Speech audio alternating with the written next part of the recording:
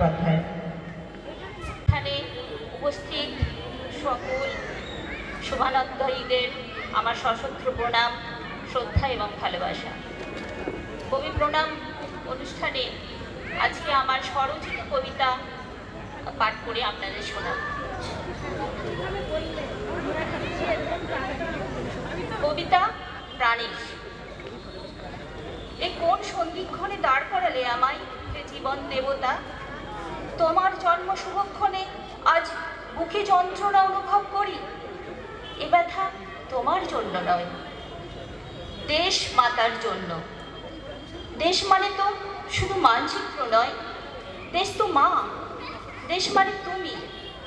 একদিন যে বাতাসে থাকতো ধূপের গন্ধ, যে বাতাস আজ বারুদের প্রাণ, যে সকাল থাকতো নবনবীকরণে স্বর্ণোজ্জ্বল, সেই সকাল মলিন লাগে আজ।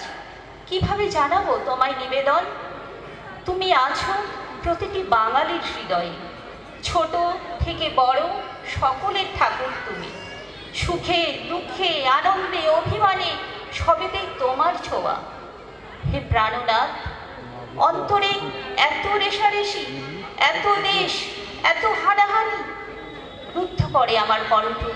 হারিয়ে যায় আমার লেখার ছন্দ, কলম থেমে যায়।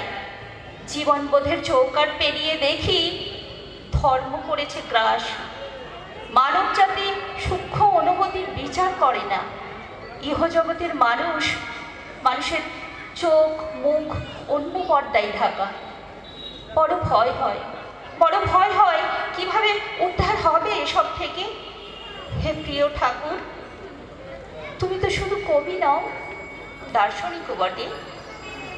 তুমি গল্পে, প্রবন্ধে, উপন্যাসে, গানে, আঁকায়, সুরারোপতে সবেতেই তোমার ছোঁয়া। আনন্দে যেমন পাই, আবার শোকেও তুমি, না পাওয়ার মাঝেও তুমি। কি বিশাল ব্যাপ্তি এই বিশ্ব সংসারে, যে যন্ত্রণা আজ, তাতেও তোমাকে পাই শান্তি রূপে। তুমি তো ঠাকুর। এইভাবে থাকো সকলের সাথে। নমস্কার।